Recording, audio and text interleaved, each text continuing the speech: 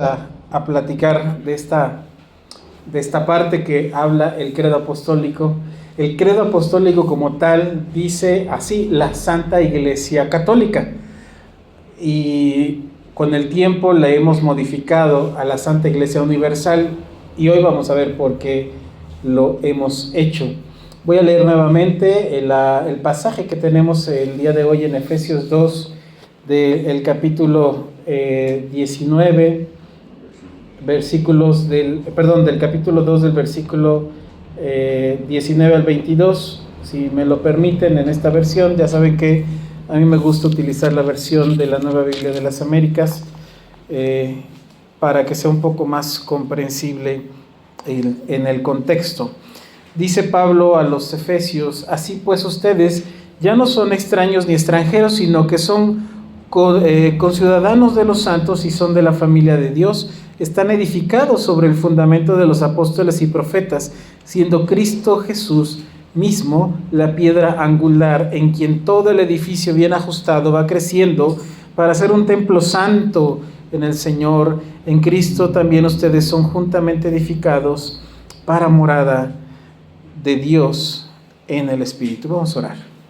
Amado Señor, te damos gracias por la oportunidad que nos das en estos momentos de abrir tu santa palabra y de poder adentrarnos ahora a el estudio de la iglesia, la eclesiología, Señor, que no es otra cosa más que el estudio mismo de la escatología, en donde, Señor, tú nos has traído, Señor, a conformar este cuerpo en Cristo para gloria tuya. Señor, permite, Padre, que podamos encontrar consuelo, que podamos encontrar esperanza, que podamos encontrar, Señor, palabra que nos aliente y que nos llene para gloria de tu nombre, Señor.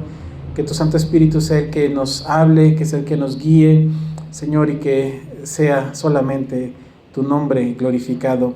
Te lo pedimos en el santo nombre de nuestro Señor Jesucristo. Amén. Bien, pues como les decía, seguramente les pasa como a muchos otros cristianos cuando leemos esta frase de la Santa Iglesia Católica, como que nos incomodamos, porque usualmente decimos, no quiero que la gente nos confunda con la Iglesia romana, no queremos eso. Pero hermano, déjame decirte que simplemente esto no es así. Cuando nos preocupamos por este término, lo único que reflejamos es nuestro desconocimiento al sentido por el cual estas palabras fueron escritas o fueron usadas de manera original. Y hoy vamos a analizar uno de los dos puntos por cuestiones de tiempo, como les decía, pero ambos términos o ambos pasajes que vienen en el credo apostólico, en el símbolo apostólico, la Santa Iglesia Universal o la Santa Iglesia Católica y la comunión de los santos van juntos, no pueden ir separados. Por eso es que yo había considerado un solo sermón, pero por obviedad también de actividades vamos a dividirlo en dos sermones. Así que, considerando esto, todavía tenemos 3 sermones por enfrente, que sería la comunión de los santos, el perdón de los pecados, la resurrección del cuerpo y la vida eterna, que es prácticamente también está englobado en uno solo. Y habremos terminado el símbolo apostólico y ya seríamos capaces, espero en el Señor, de decir que no es palabra de hombres, sino que verdaderamente engloba la doctrina en la cual nosotros como iglesia creemos y confesamos. ¿Qué estamos diciendo cuando decimos iglesia? Pues todos estamos muy acostumbrados a decir, vamos a la iglesia, ¿no? Nos referimos al lugar en donde nos reunimos como familia de fe. Podemos decir frases como, te veo en la iglesia, o está en la esquina donde está la iglesia tal y enfrente está un Oxxo, ¿no? O la iglesia está en tal calle, o mi iglesia es presbiteriana, pero allá hay una iglesia bautista. Y sin darnos cuenta, ahora identificamos a la iglesia como un edificio, como una denominación, como una organización, como un horario, como un programa, como una institución. Y es muy importante que sepamos que cuando hablamos, lo que significan las palabras que utilizamos para ocuparlas de manera correcta. Ahora, No estoy diciendo que hablar de esta manera sea algo incorrecto. De hecho, hay mucha verdad cuando decimos estas frases. Pero analicemos la primera vez que en la Biblia se usó la palabra iglesia. Y les voy a pedir que se vayan al Evangelio de Mateo, tengan a la mano sus Biblias porque vamos a ver muchos pasajes, ya saben que vemos muchos pasajes. Vamos a irnos al Evangelio de Mateo, en una de las frases más controversiales, en donde alguna iglesia dice que ahí es donde se funda la iglesia, o sobre alguien se funda la iglesia. Mateo 16, Evangelio de San Mateo, capítulo 16, versículo 18. Les voy a poner el contexto. El Señor va caminando y de repente le dice: ¿quién dicen ustedes que soy yo? Porque unos dicen que soy Juan resucitado, otros dicen que soy Elías, otros dicen que soy un profeta, pero no me importa qué dicen los demás quién soy. Quiero saber, dice el Señor Jesús, ¿qué dicen ustedes que son mis discípulos? ¿Quién dicen que soy yo? Y Pedro contesta: tú eres el Cristo, el Hijo del Dios viviente.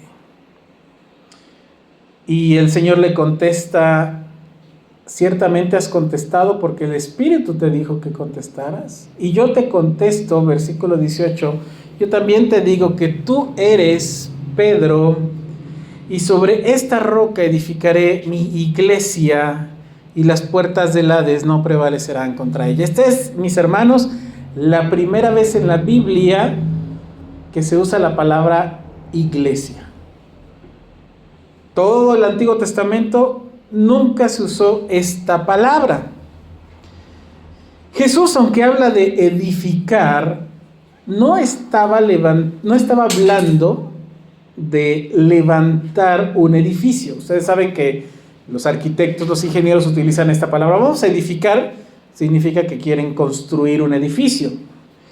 Estaba Cristo hablando de un pueblo, de un grupo de personas que han sido compradas con su sangre, un grupo de personas que han sido llamadas por su palabra, un grupo de personas que han sido vivificadas por su espíritu, y está hablando de personas que están unidas a Él y al mismo tiempo unidas a otras personas.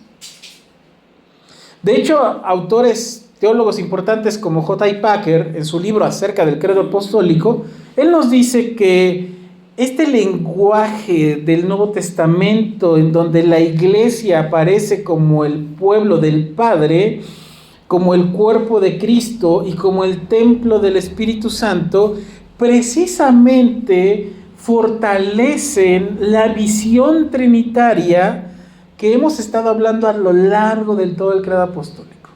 Hace rato en la escuela dominical les decía que nosotros, más que llamarnos cristianos, deberíamos de llamarnos trinitarianos. Sin embargo, nos llamamos cristianos porque la intención es que imitemos a Cristo, que sigamos a Cristo, pero comprendemos nuestra teología, toda nuestra doctrina, la comprendemos de manera trinitaria, en donde el Padre participa, el Hijo, Jesucristo nuestro Señor, participa, y el Santo Espíritu también participa. Lo veíamos la vez anterior, que algunos de ustedes no pudieron estar, pero que hablábamos acerca del Espíritu Santo. La iglesia, mis hermanos, le pertenece al Padre, está unida al Hijo y es habitada por el Espíritu Santo. Ahora, la palabra que comúnmente nosotros utilizamos como iglesia es la traducción de una palabra griega. Es la palabra eclesía. Yo creo que muchos hemos escuchado esa palabra, eclesía. Por cierto, es una palabra que es muy empleada en el mundo en los primeros siglos y que frecuentemente escuchamos que los teólogos, que los maestros nos la enseñan como si significara literalmente los llamados fuera. Esto es válido teológicamente porque verdaderamente Dios llama a su pueblo, pero el teólogo presbiteriano Luis Berkhoff dice que en sí misma la palabra no debe ser considerada con base en su etimología pura, sino en el sentido y en el uso que se le daba a esa palabra en esa época. Por lo que, considerando esto, debemos entender que la palabra iglesia no significa llamados fuera, que aunque es literalmente, etimológicamente eso significa, sino más bien el término, la manera en cómo se usaba en el siglo I era asamblea convocada. Eso es lo que significaba en ese siglo esa palabra, iglesia o eclesía. Y este término, esta manera de usarlo como asamblea convocada, es decisivo teológicamente porque es Dios mismo quien convoca a la asamblea. Ustedes me dirán, bueno, ay, pero ¿por qué es importante decir que Dios es quien nos convoca? Bueno, porque debemos de enfatizar que la iglesia no comienza en el hombre buscando a Dios, sino es al revés. Es Dios convocándonos, diciendo, ven, llamándonos a nosotros mismos. Por eso, esto nos da un criterio reformado muy lógico. Dios predestina, Dios nos llama, Dios nos salva, Dios nos reúne y Dios nos incorpora a su pueblo. Es por eso la importancia de entender cómo se usaba el término en los primeros años de la formación de la iglesia. Lo podemos ver, por ejemplo, en el pasaje de Hechos 2. Dice el pasaje de Hechos 2, versículo 46. Día tras día continuaban unánimes en el templo y partiendo el pan en los hogares, comían juntos con alegría y sencillez de corazón, alabando a Dios y hallando favor con todos el pueblo. Y el Señor añadía cada día el número de ellos, los que iban a ser salvos. Y este pasaje, mis hermanos, hace rato lo platicábamos, es esencial porque en este pasaje no vemos un grupo de personas que se estén organizando para formar un partido político o una nueva organización. Realmente lo que estamos viendo es que era el Señor mismo el que iba juntando a las personas, que iba congregando a las personas, que iba añadiendo a las personas que iban a ser salvas. Así lo dice literalmente la palabra. Para fines prácticos podemos decir que la iglesia es la comunidad de aquellos a quienes Dios llama por su palabra, nos une en Cristo por su Espíritu y nos congrega como su pueblo. Eso sería, para fines prácticos, la iglesia, una comunidad que Dios llama por su palabra, la Biblia, nos une en Cristo y por su Espíritu y nos congrega para formar su pueblo. La misma Biblia utiliza inclusive metáforas, imágenes que nos permiten explicarnos la realidad de cómo se conforma la iglesia.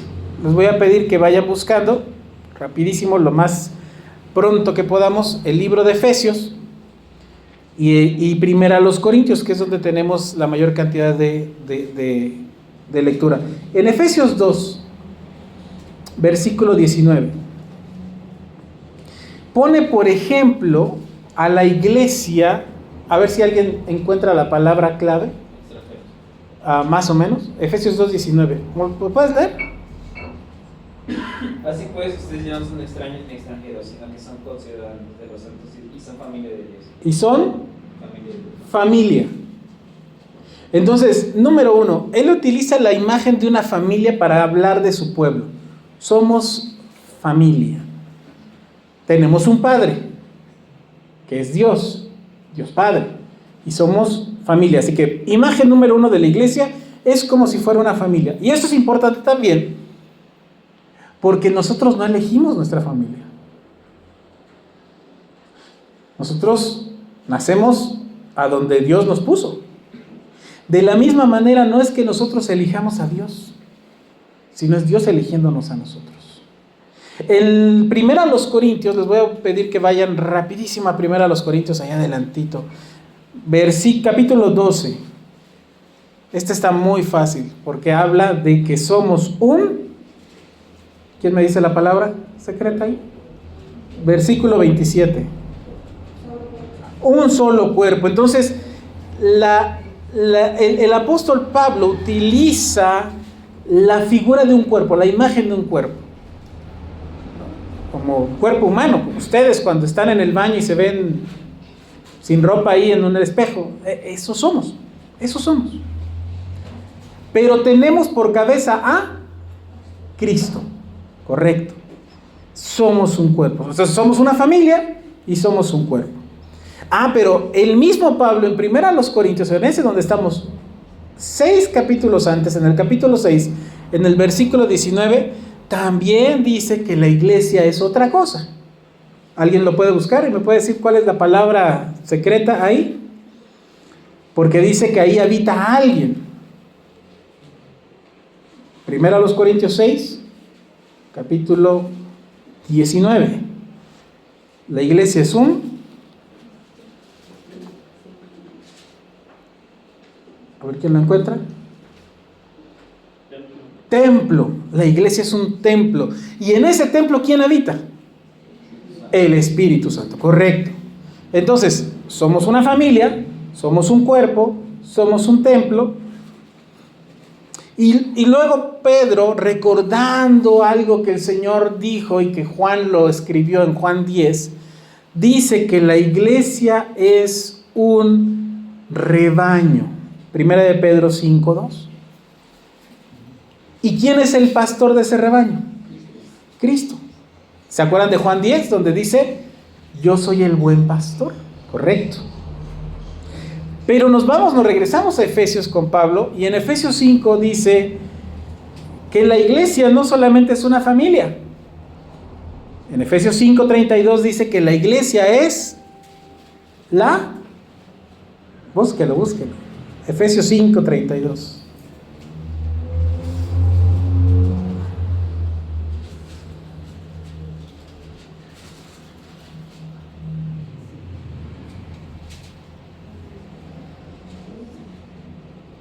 Efesios 5:32.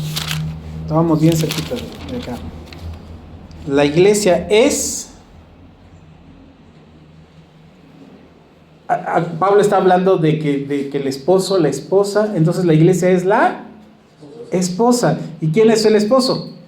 Cristo. ¿Y por qué Pablo dice, es que es como el esposo? O más bien dice, no, los esposos tienen que ser así porque Cristo ama a la iglesia, sostiene a la iglesia y se entregó por la iglesia.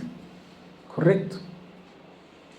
Si nos regresamos a 1 de Pedro, vean, estamos básicamente en 3 pasajes, en 3 libros, Efesios, 1 de Corintios y 1 de Pedro. Pedro, ¿se acuerdan que a Pedro le dijo, de cierto te digo que sobre esta piedra edificaré mi iglesia? Y que la iglesia romana dice, ya ven, el primer papa es Pedro, y eso no es cierto, porque no está diciendo eso la palabra.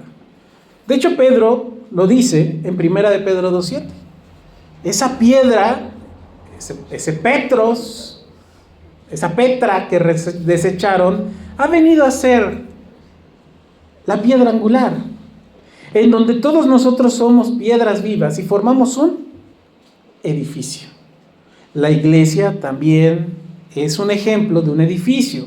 Y finalmente Pedro, abajito de ese capítulo 2, en el versículo 9 dice, la iglesia es un pueblo escogido por Dios y que Él mismo ha apartado para Él. Así que entendamos todo lo que dice el Nuevo Testamento acerca de qué es la iglesia.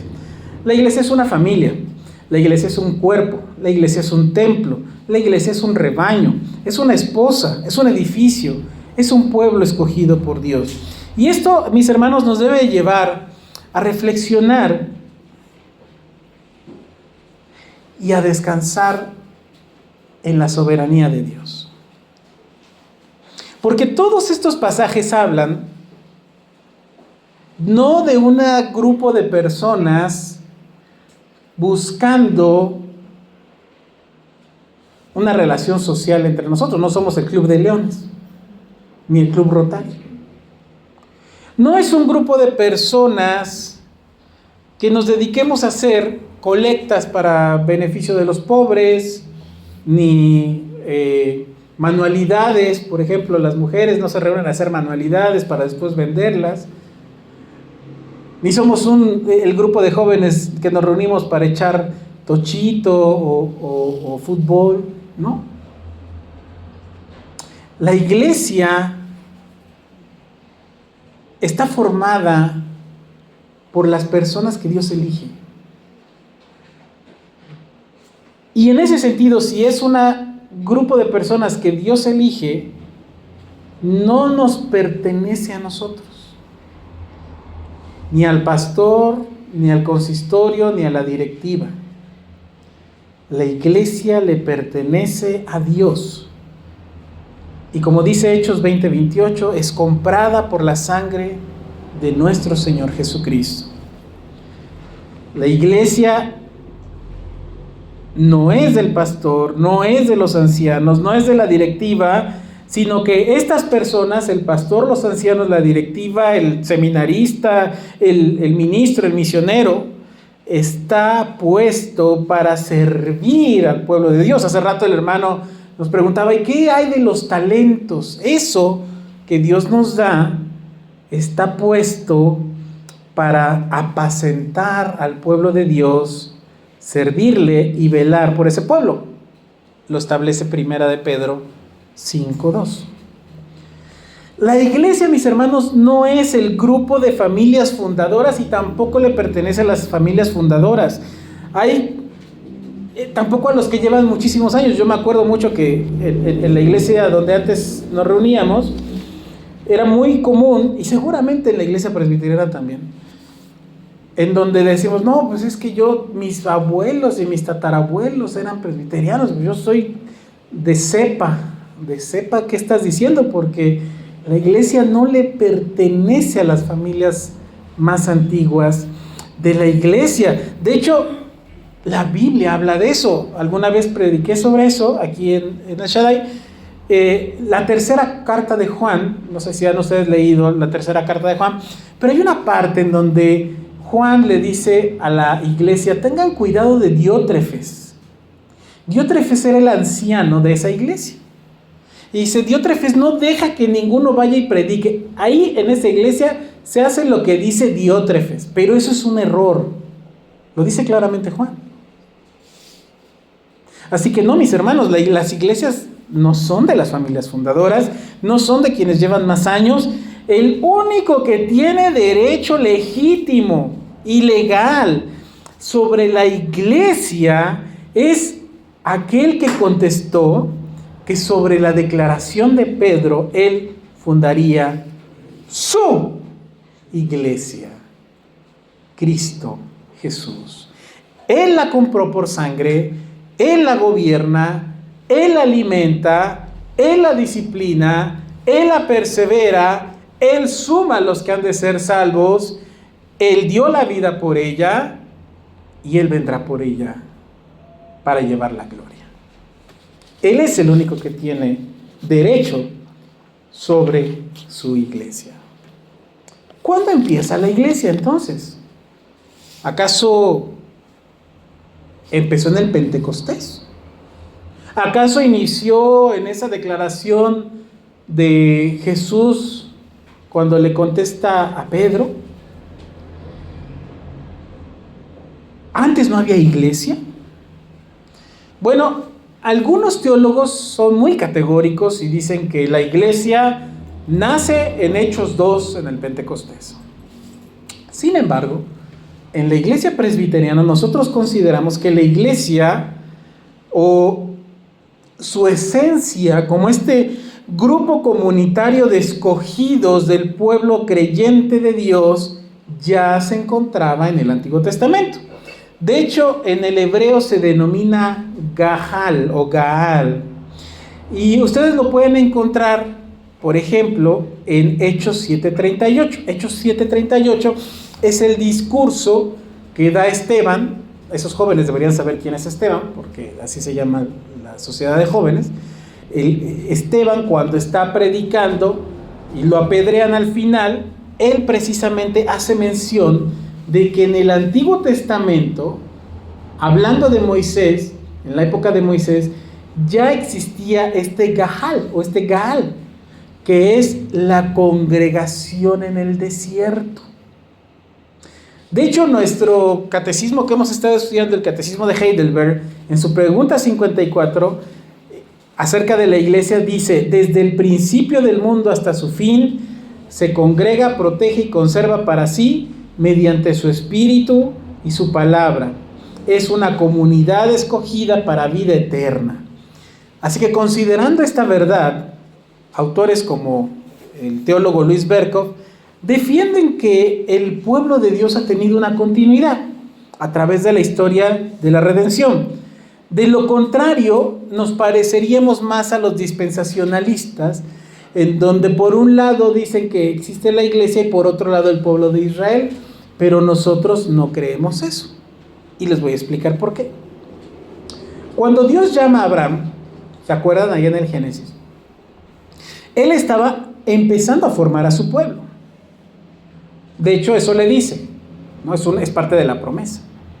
Cuando redime a Israel de Egipto, Él los llama fuera de Egipto. ¿Se acuerdan que acabamos de decir qué significaba eclesia? Llamados fuera. Bueno, Él los llama afuera de Egipto. Ahí Él estaba formando a su pueblo. Cuando los reúne en esta congregación en el desierto de la cual habla Esteban, Él estaba formando a su pueblo. Cuando habla mediante sus profetas, Él estaba preservando a su pueblo.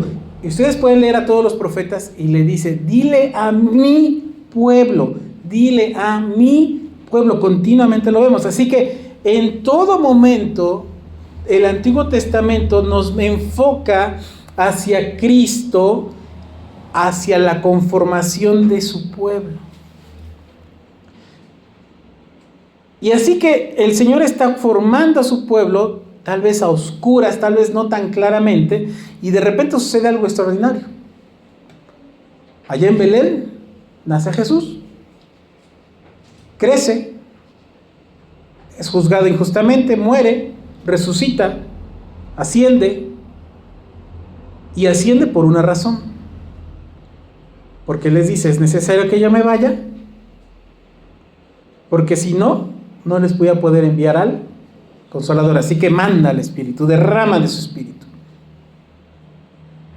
Y cuando el Espíritu Santo venga, dice Juan 16, Él convencerá al mundo de pecado, de justicia y de juicio.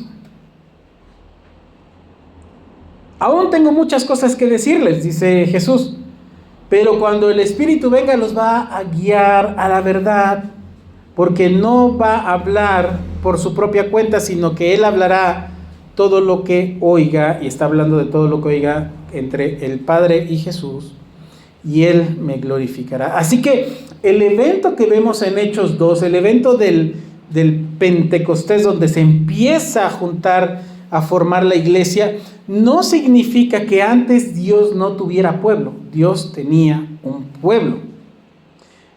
Significa que ese pueblo de Dios que había escogido desde antes de la fundación del mundo, ahora entra a una nueva historia de la redención, ahora guiados ya no por los profetas, ya no por los reyes, sino ahora por el Espíritu Santo. Aquel Espíritu de Dios que estaba sobre la superficie de las aguas, que ya se manifestaba y que ya actuaba entre el pueblo de Dios, pero después de que es enviado a que fuera derramado sobre todas las naciones, sobre toda la comunidad de los santos, ahora hace morada en cada uno de nosotros. Mi hermano, si usted se ha arrepentido de sus pecados, si usted cree en Jesucristo, no lo hizo porque le dio miedo el infierno, o espero que no haya sido por eso. Lo hizo porque el Espíritu Santo se lo dio a conocer y usted está lleno ahora del Espíritu Santo. Habita en usted el Espíritu Santo. Y esto permite que aquella iglesia que estaba confinada a los límites del Medio Oriente, en la tierra palestina, ahora surge como una iglesia de orden mundial. Acuérdense cómo nos dijo el Señor antes de subir al cielo: les mando que vayan y prediquen, empezando en Jerusalén, y luego en Judea, y luego en Samaria, y luego hasta el último del mundo. Así se va a ir esparciendo el Espíritu y el Evangelio. Ahora la visión de Cristo para su iglesia no es un grupo condensado o confinado a la tierra palestina, no. Ahora es generalizado. Ahora es una iglesia con un trabajo misionero. De hecho, ahora la iglesia tiene que hacer lo que originalmente le había pedido Dios a Israel que hiciera: compartir la ley.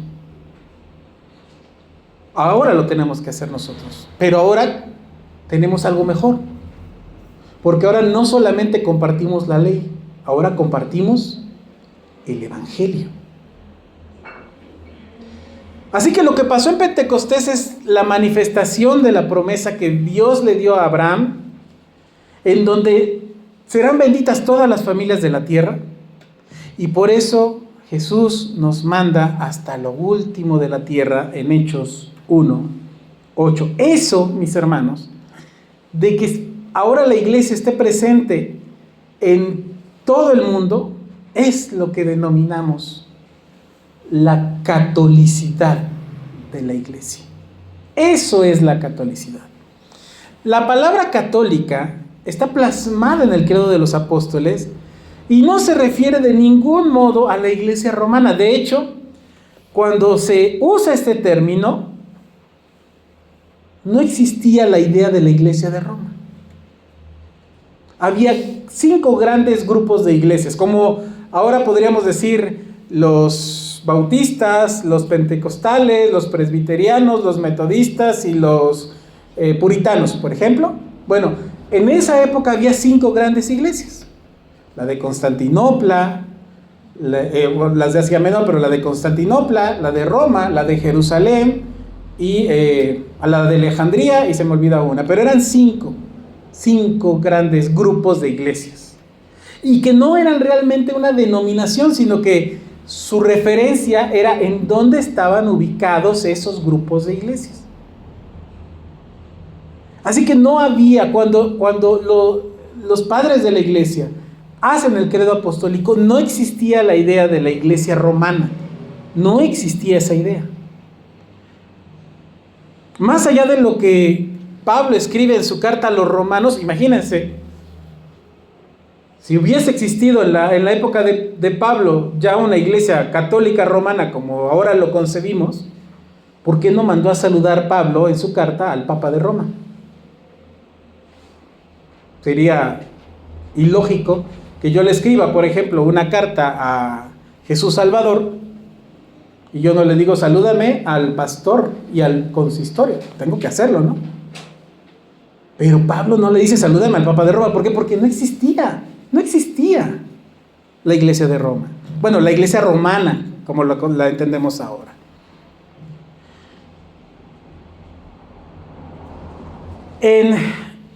Cuando los padres de la iglesia establecen el credo, utilizan la palabra católica en su uso eclesiológico histórico, es decir, están diciendo esta iglesia es universal. ¿Y qué quiere decir universal? Bueno, les voy a pedir que vayamos al último libro de la Biblia, vámonos al Apocalipsis. El Apocalipsis de Juan, en el capítulo 7 y en el versículo 9.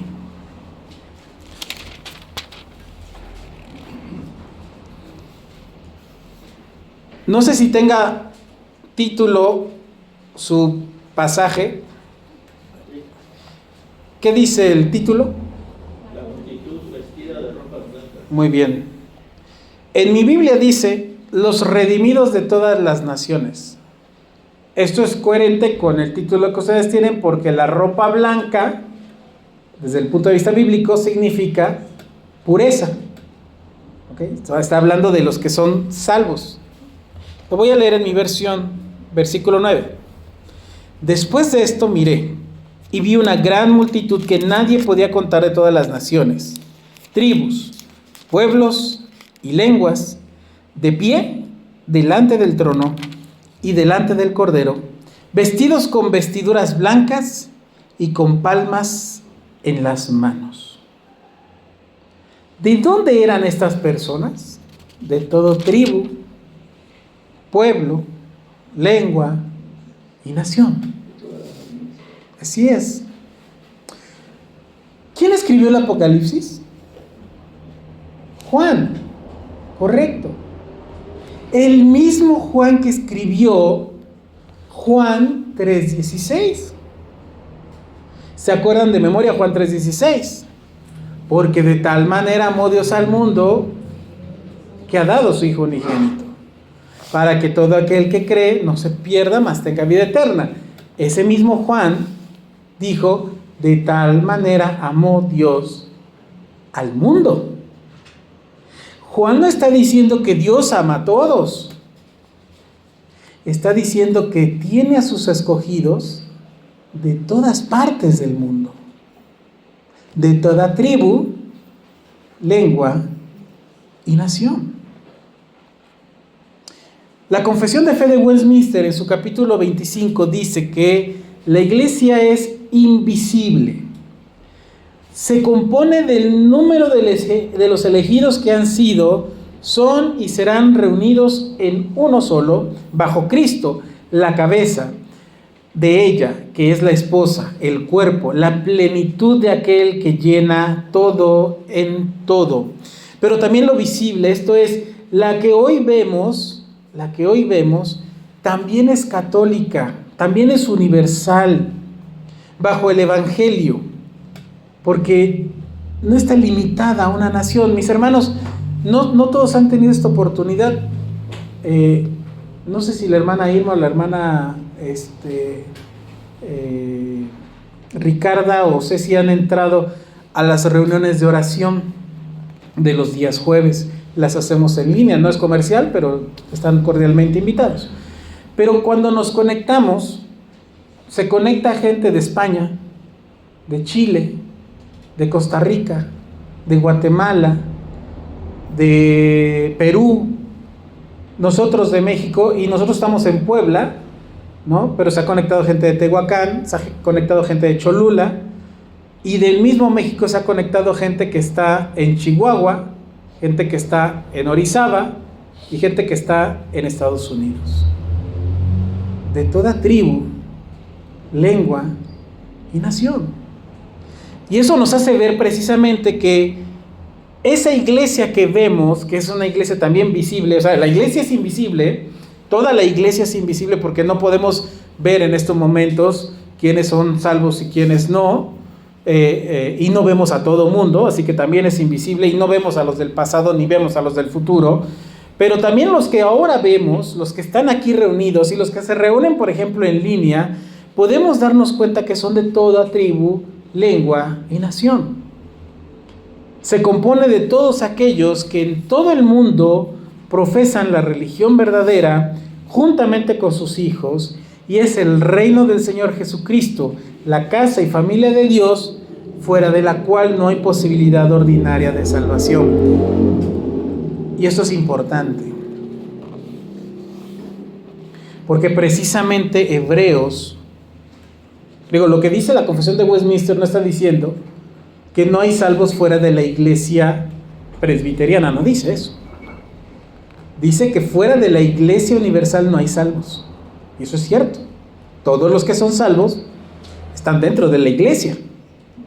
A lo mejor no se reúnen en el Shaddai, pero están reunidos en la iglesia universal. Pero esto es importante también, mis hermanos, porque no estamos diciendo lo que dice la iglesia de Roma, la iglesia romana. Que fuera de la iglesia romana, ellos sí lo dicen, fuera de la iglesia romana no hay salvación. Nosotros no podríamos decir eso bajo ninguna circunstancia. Muchos teólogos explican que no hay ninguna organización eclesiástica que pueda apropiarse el atributo de universal. La iglesia es católica porque Cristo nos reúne de diferentes razas, de diferentes culturas, de diferentes naciones, y hace un solo pueblo para Él, que proviene de toda la humanidad, de todos los tiempos y de todos los lugares. La iglesia universal, mis hermanos, se manifiesta en estos lugares chiquitos y en esos lugares grandes, pero ninguna congregación es el total del cuerpo de Cristo. Yo no podría decir, solo el Shaddai es el cuerpo de Cristo. No, allá afuera también hay iglesia. Esto nos debe hacer conciencia de que la iglesia es más grande que nosotros. Muchísimo más grande. Cristo tiene creyentes en México, en Corea, en Nigeria, en Argentina, en China, en pueblos pequeños, en ciudades enormes, en congregaciones gigantescas o en congregaciones donde hay 5 o 6 creyentes. La catolicidad no solamente atraviesa fronteras geográficas, está más allá del tiempo, mis hermanos. Piensa en esto. Tú formas parte de la iglesia que confesó a Cristo. Tú eres parte de la iglesia de Abraham, de Isaac, de Jacob, de Pedro, de Pablo, de Agustín, de Lutero, de Calvino, de Bavinck, de Berkhoff, de Keller, de Sproul, de los puritanos, de los misioneros, de todos aquellos creyentes que no van a aparecer en un libro, que no van a ser reconocidos, pero que nos precedieron y que a lo mejor nunca vamos a conocer, pero que están inscritos en el libro de la vida.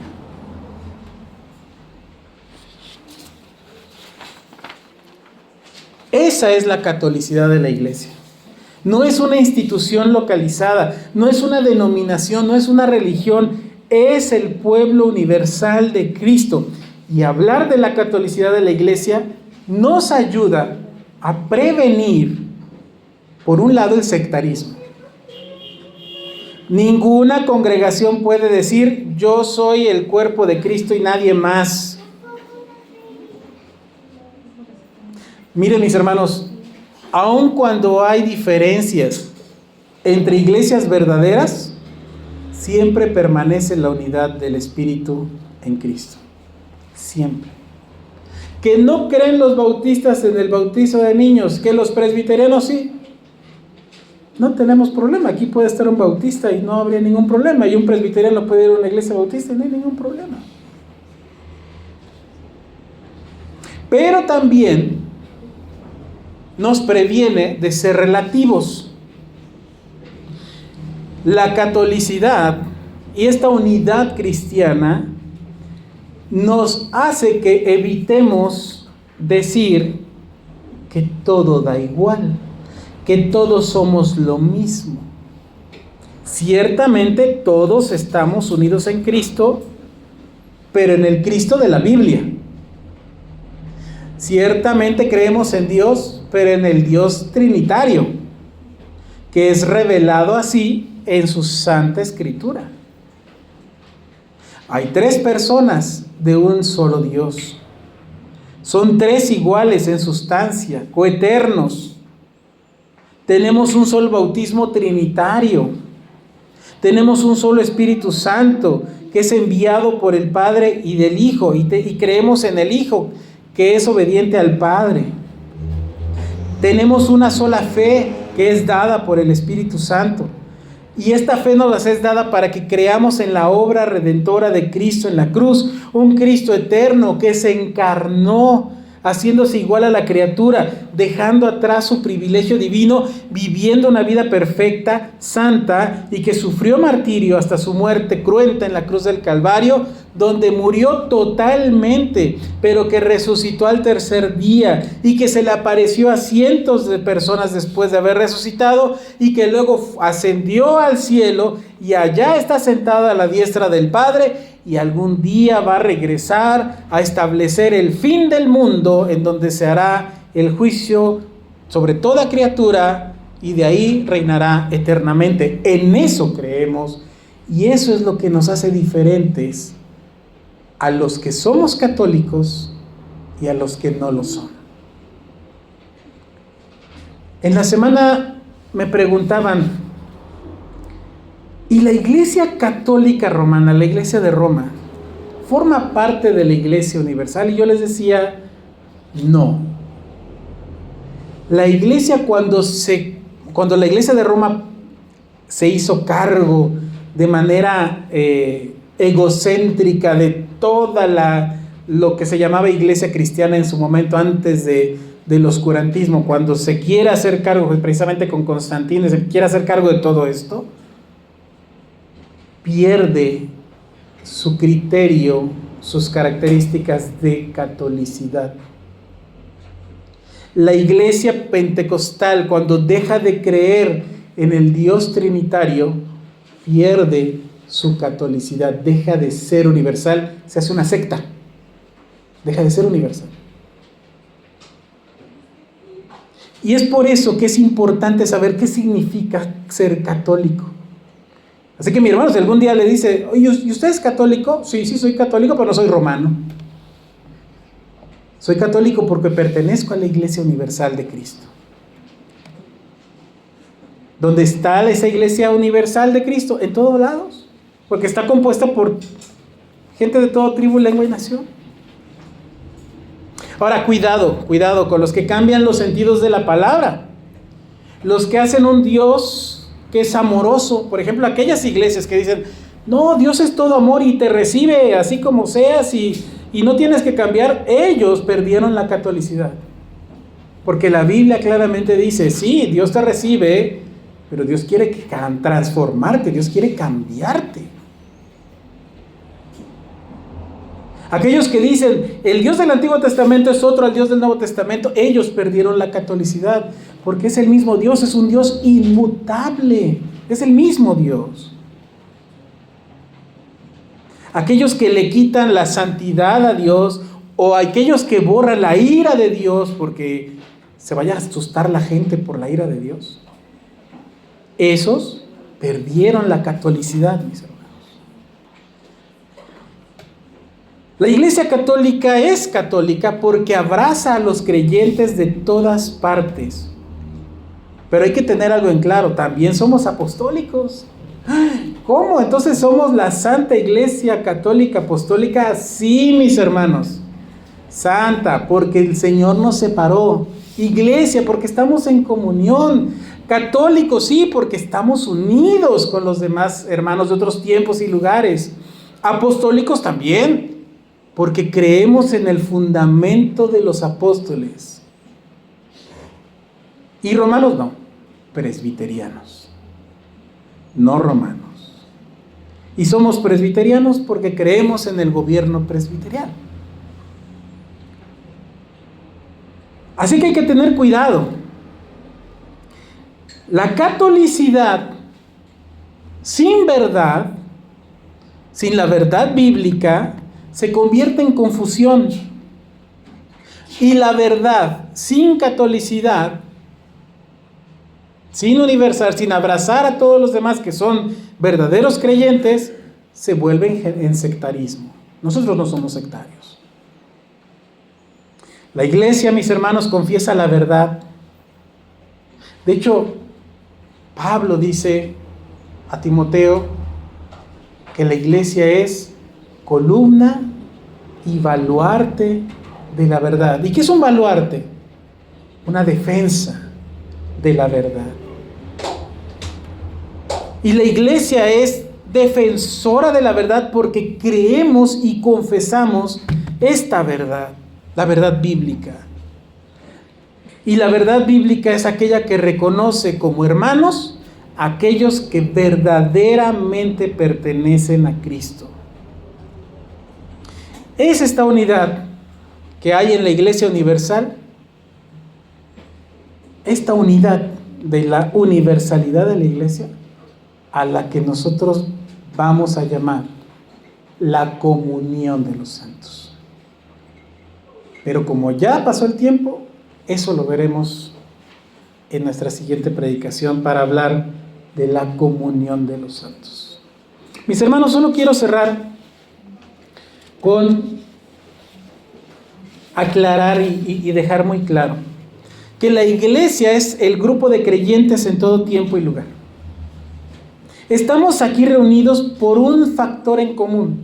Hace rato le preguntaba al hermano, ¿qué es lo que une a esas piedras brazas, esas piedras grandes, pesadas, que se ponen en los cimientos de las construcciones? ¿Qué es lo que las une? Y me contestaba otra hermana, es la mezcla, el concreto. Digo, es correcto. Nosotros somos piedras vivas. ¿Y qué nos une? Cristo nos une, la sangre de Cristo nos une, porque hemos sido llamados por el Espíritu Santo. Mi hermano, tú perteneces al Padre. Tú perteneces al Padre, has sido salvado por Cristo y dentro de ti habita el Espíritu Santo. Hemos sido puestos en este mundo como protectores de la verdad, y todo aquel que forme parte de esta comunidad es nuestro hermano, es nuestra familia, es parte del cuerpo de Cristo. No vemos a toda la iglesia porque mucha empezó en el Antiguo Testamento, mucha estuvo en el Nuevo Testamento, mucha está en otros lugares y mucha otra vendrá, si Dios lo permite. El crecimiento de la iglesia está dada no por las capacidades que tenga el pastor, el anciano, la directiva, el consistorio. El crecimiento de la iglesia está dada por el único que tiene derecho legal sobre la iglesia, Cristo. Y es Él el que habita en medio de su pueblo. Dice, voy a cerrar con Sofonías. Recientemente en la página de Facebook de la iglesia estuvimos estudiando Sofonías y dice Sofonías 3. Le sugiero que se vaya a dar una vuelta a la página para que vea Sofonías 3. Dice Sofonías 3, 17.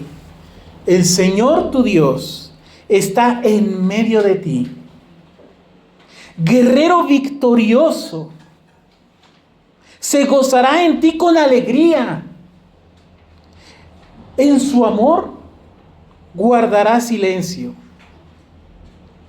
Y Él se regocijará por ti hermano, por ti hermana. El Señor se va a regocijar por ti. Vean cómo se regocija. Con cantos de júbilo. Mis hermanos, ¿quieren ver cantar a Dios? Venga, reúnase con su iglesia, con su cuerpo. No lo digo yo. Vea, Sofonías 3:17. El Señor tu Dios está en medio de ti, guerrero victorioso, se gozará en ti con alegría, en su amor guardará silencio, se regocijará por ti con cantos de júbilo. Venga a regocijarse todas las veces que sea necesario, que sea posible, junto con el Señor. Disfrute de esa universalidad que tenemos en la iglesia. Hay algo que debemos de entender. No somos iguales. Gracias a Dios somos bien diferentes. Hasta en mi familia todos somos diferentes.